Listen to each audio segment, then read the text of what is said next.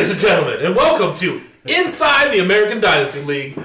With me, as always, is the commish, Clyde Randall Waters, and guest hosting tonight, since the Subliminal Criminals got beaten so bad they ran off to L.A., we got the stat man. We got rid of Math Boy. I flew in early from from Phoenix, actually. Yeah. We brought just to be on the show. We brought in playoff time, baby. We need the stat man. We don't need no boy doing numbers. So let's break down these games here. Let's start off with the main bracket, and we're going to end in the toilet. Let's start off with Winterfell Direwolves versus Big Ben's Love Child. Statman, break this one down for me, buddy. Ooh, this is kind of a rough matchup to look like. We got 110 for Big Ben's Love Child, which 110, you shouldn't win very many fantasy football games. But it only took 94 points to win this one. When you're playing the lowest scoring team in the league, you don't need... That's true. The lowest scoring team in the league who made the playoffs. That is very true. Yeah, this was a rough matchup. Winterfell Direwolves had, Terrell Williams get 23. Ebron, out of nowhere, had 17 points. I mean, that guy, I don't understand what happened there. But man, Matt Ryan, 7.84 on Thursday night. Knew things had to be bad when after Thursday night you only got 7.84. I hate Thursday night football. Out of him. It is the worst. It ruins fantasy for everyone. It really does. You only got 10.5 points out of that game because you had Ted Ginn going as well. I know.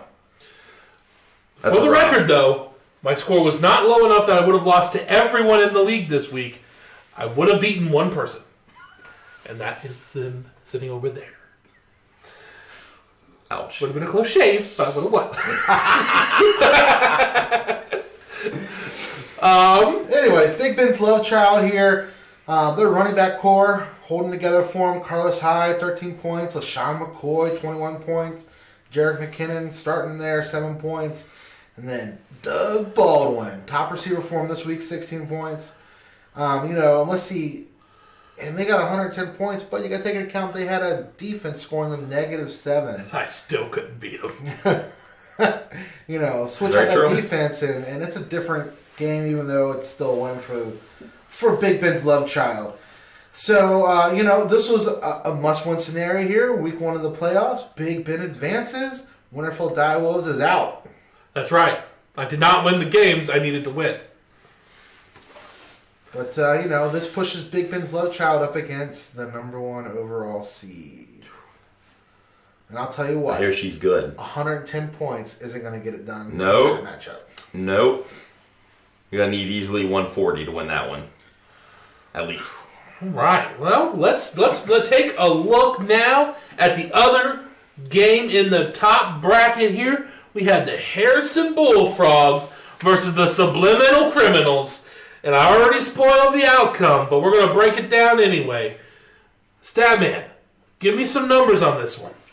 This was a tale of two extremely different management approaches in this one. Harrison Bullfrogs came in, knew their best players, started their best players, 100% efficient, 158.64. Subliminal Criminals, I'm sure you could use the excuse of, when you got too many good players, you don't know which ones to start.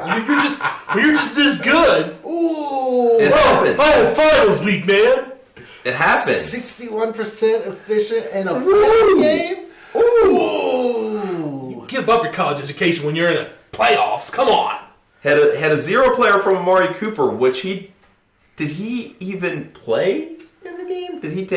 Was he on the field at all? I don't know. I have no idea. I'm pretty sure he didn't even play in the game. Maybe he got confused. He picked Amari Cooper, but maybe he meant to pick Cooper Kupp instead, who had 22 points on his bench. Classic Cooper mistake. Too many Coopers. So many Coopers in this world, man. It happens. What's up with that? I have Cooper tires in my truck, and I don't get confused. No. I got a $70 Cooper tire rebate when I got the new Cooper tires on my car. Cooper Tire's not a sponsor, but hey, I got a rebate. Anyways, interesting thing here. Let's say that the Subliminal Criminals overcame their roster dilemma and managed to go out there and put up 100% efficiency against the Bullfrogs' 100% efficiency. they would have won. Their potential points in this game was 177 points, which was a good almost 20 points more than what the Harrison Bullfrogs' most potential points were. Mm-hmm. Man, it all comes down to efficiency. Oh, man. Oh, Rough week for the Subliminal Criminals. definitely. But the Harrison Bullfrogs, I will say they kind of limped into the playoffs. They lost out on that division title, which they were in a shot of having all season long. But man, they looked to be in playoff form after this week. However, they are totally dependent on what the Steelers are doing. Absolutely. Got 70 points combined from Roethlisberger and Bell this week. And gotta say, they have to feel pretty good going into this week with the Steelers playing the Patriots, who, they just got lit up by... They made Smoking Jay Cutler look like a great quarterback. Yeah, Jay Cutler and Kenyon Drake just tore them up. So you got to think they're feeling pretty good about their odds this upcoming week against Fast and the Furious. All right, well, let's move on here to the Toilet Bowl. We got the Schmitty-Vergen-Megerman Vinfants versus the Mama's Boys. Statman, break it down for me. Yeah, Mama's Boys came into this one with a lot of hope, and it's a good thing they had a lot of hope because they got the win over the Smitty Werben Jagerman Jensens. That's a good try. Yeah. Good job. That's right. Only got 10 points from Tom Brady, but Jordan Howard carried him with 28.5 and DeAndre Hopkins 35.9. Even with Tom Savage throwing to him, he's putting up monster point totals this year. Only 84% efficient, but that was okay because the Smitty Werben Jagerman Jensens. It's harder the second time. Was only really is. Only was 82% efficient. Kind of surprised in the Smitty Werben Jagerman Jensens quarterback choice there. They got Alex Smith, Jimmy Garoppolo, and Russell Wilson. They started Alex Smith over Russell Wilson. I don't understand that choice. I know Russell Wilson was going up against the Jaguars, who have the lockdown corners, great defensive line, but Russell Wilson, I just think he's a must start. It doesn't matter who they play. He's a must start. I'm surprised at the choice. Unfortunately for them, it ended up costing them a win. If they started Russell Wilson, they would have advanced. Definitely. The Mama's Boys here, this is a big win for them. 129 points, that is a point total there that was playoff caliber in this league currently. And I'm going to say this here. I'm saying this right now. He's saying it. He's not holding back. Mama's Boys should have been in the playoffs in the Winterfell Direwolves spot. Hey! But because of their negligence and not starting lineups throughout a good chunk of the season, they're in the toilet bowl where they belong. But they could be moving on to the semifinals in the playoffs if they just sort of took care of their team. But no, they didn't set their lineup. Even after I tell you every week, set your lineup. Have fun. Set your lineup. You literally have one job in the ADL. In the BDL, it's just set a lineup. That's the only job. All right. Well, next, let's take a look at the Black Stags versus the Red Squirrels. Statman, break down this last Toilet Bowl game. Ouch, man, this was another kind of rough one here. The Black Stags, I see 5 down arrows for them. I see 5 down arrows for the Red Squirrels. I believe the down arrows represent poor performance for their players, and that looks about right. We talked about efficiency rating earlier. This one was a doozy. We had the Black Stags at 64.5% efficient, which beat the Red Squirrels 61.4% efficient. Unfortunately, that didn't translate to the results, though, because the Red Squirrels got the win in this one. Rough. Just points galore on the bench here. Both teams' benches outscored their starters, which you almost never see that. It happened for both of them, and I believe it happened for the Subliminal Criminals earlier as well. I can't find their matchup, but I'm pretty sure it did. Yes, they did. We had 3 playoff teams with their bench outscoring their starters. That's rough. It was too many good players. It's a young league. It's a young league. Well, I will say here in this Black Stags Red Squirrels matchup, last week these two teams faced off, and it was a close shave. And I think we threw the same lineups out there and seeing what was going to happen. And this week, the Red Squirrels proved they were the better team after another matchup here. But, rough season for Black Stags. But looking at at least getting we have the number 2 overall pick now, so. There you go. Maybe you'll be building for next year. All right, let's take a look. Let's get done. That's the past. We're done with the past. We're moving on to the semifinals. We're moving on to the present, the now, the exciting. We got Big Ben's Love Child going up against Harry Berry's.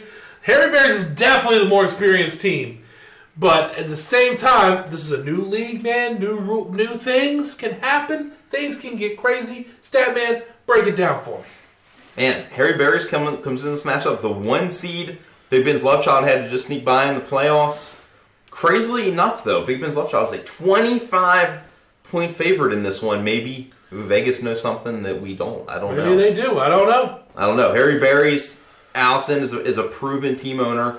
Was the inaugural BDL champ. So I know that she's going to look at this as just motivation for her team. She's going to tell Drew Brees and Frank Grill and Todd Gurley, nobody believes in us. Nobody believes in us. It's time to go out there, show the ADL what we got.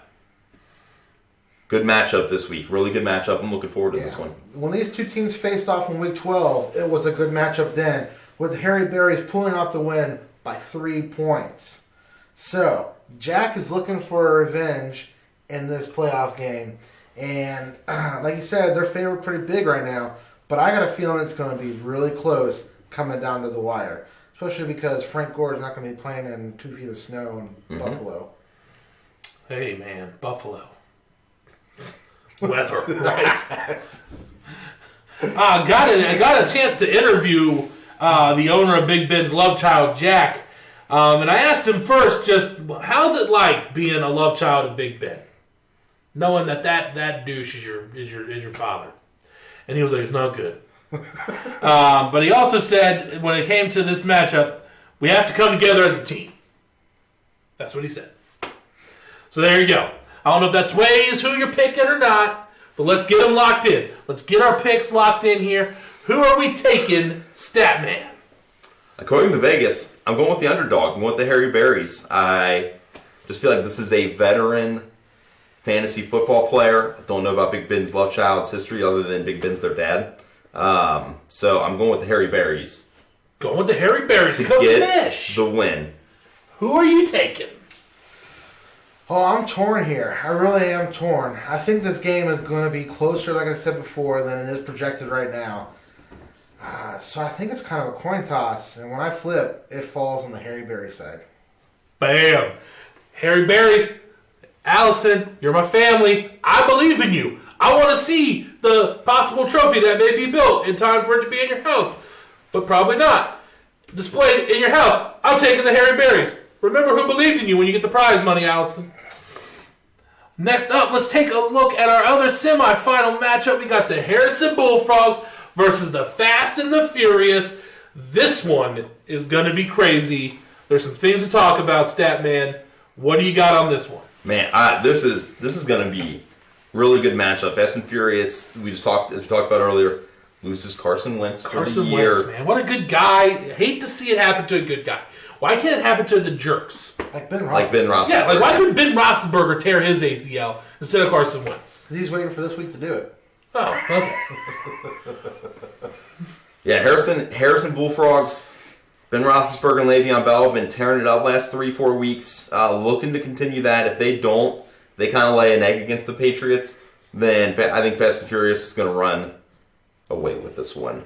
But they got to replace that quarterback. I don't know if they're going to go with Foles or if they're going to pick up Eli Manning, Jacoby Brissett. I think Sean Kaiser was out there. I don't know. I don't know who they're going to get. All I know is even without a quarterback, they're projected to win this one by 18 points. Bam. So I'll tell you this. If I'm them, I'm taking Foles. I think part of Carson Wentz, spectacular talent, but I think part of what he's so good for is the scheme and the players he has that are around him really help him shine, and I think Nick Foles is going to be able to be adequate. I think Nick Foles will be, compared to the options that are available, Foles I could see that being the best option. I mean, he was good until Wentz got there, so he won some games for him. Well, it makes sense. Eli Manning's checked out for the year. Deshaun Kaiser's going to go against one of the number one defenses in the league in the Ravens. So at least you're what? Jacoby Brissett? I can't even remember who he plays for.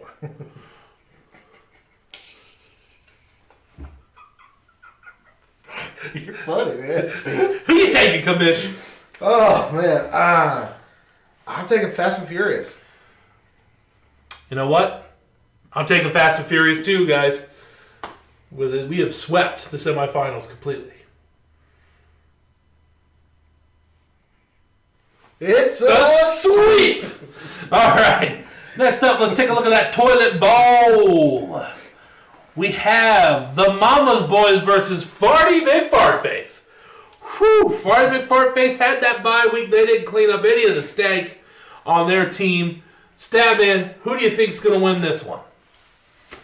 Tell you what, Farty McFartface started Brett Hundley, who's going to be on the bench this week because Aaron Rodgers is coming back. I got to go with Mama's Boys. This is a playoff caliber starting lineup with Tom Brady, Jordan Howard. Tom Brady against Mike Tomlin coach teams has 22 touchdowns and 0 interceptions. Oh, That's what you get from a stat man. Just to be clear. That's right. So I like Tom Brady, I like Jordan Howard, DeAndre Hopkins, Julio Jones. I see Mama's Boys winning this one and winning that toilet bowl championship game. All right, Commish, who you taking? well, let's see. In week 4, the Fart Faces did beat the Mama's Boys by 18 points. However, I think the Mama's Boys, like I said, have nurtured their team into a contender right now, and the Mama's Boys will advance.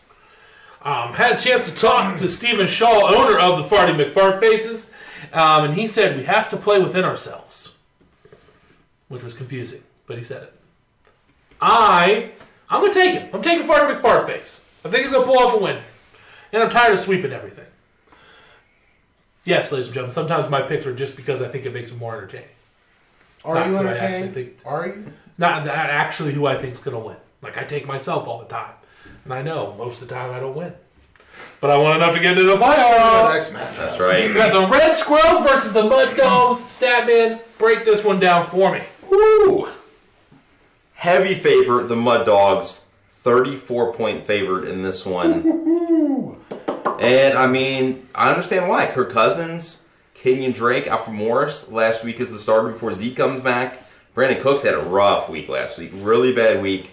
You gotta think he's gonna bounce back a little bit this week. Not just have one catch, but have multiple catches this week. I think he's gonna have a touchdown. Maybe even a touchdown. Got AJ Green, Landry. How's this team not in the playoffs? That is the question. Because I won the games I needed to win. That is the question. This is a good team. I mean, this is a really good team. This team was sitting in the number 1 spot in their division for almost the entire season, like the last 3 weeks. Fast and Furious came in and swept it out. Wow. Of them. Yeah. The Mud Dogs turned into a mudslide. I've had one of those. Had to replace those. But you're right. They are a playoff caliber team. They're darn close to a championship caliber team, if you ask me. But here they are playing the Red Squirrels. And still looking good, though. Red Squirrels, like, not to just completely dump on them. I mean, this is a pretty solid team. Too, Bortles has been surprisingly coherent as a fantasy quarterback. Rex Burkhead's been great. Touchdown machine lately. Yep, Mixon's obviously had the concussion issue that he's been dealing with. But Alshon taking a big hit. A big hit this week. He is not going to be the same without Carson Wentz. I don't see any of the Philadelphia players being as good with Nick Foles. I think all of them taking a little bit of a dive with Nick Foles coming in over Wentz. But they got Marquise Lee. He's been great with Bortles. Kelsey, I think, is the number 1 tight end this year. And especially because Zach Ertz has been hurt the last couple of weeks. Yeah, with Ertz being out. Mm-hmm. And now with Wentz being out, I mean, Ertz is... Yeah, his value's way down. Mm-hmm. So, Red Squirrels is a good team, but I like the Mud Dogs. Taking the Mud Dogs. Commish, who you taking? Well, surprising thing here, the Red Squirrels actually beat the Mud Dogs earlier this year in Week 8. Oh, snap. But that was the beginning of the mudslide I was talking about. However, I think they're over it. The Mud Dogs are going to win and go to the Toilet Bowl Championship. I'm with you. I think they've slid all they can slide. I'm going Mud Dogs to the Toilet Bowl Championship. I'm going to call it now. They're going to win it. I'm calling it early. That'll do it for us this week, ladies and gentlemen. Remember to set your lineups. Have fun. Set your lineups. Good night. And good luck.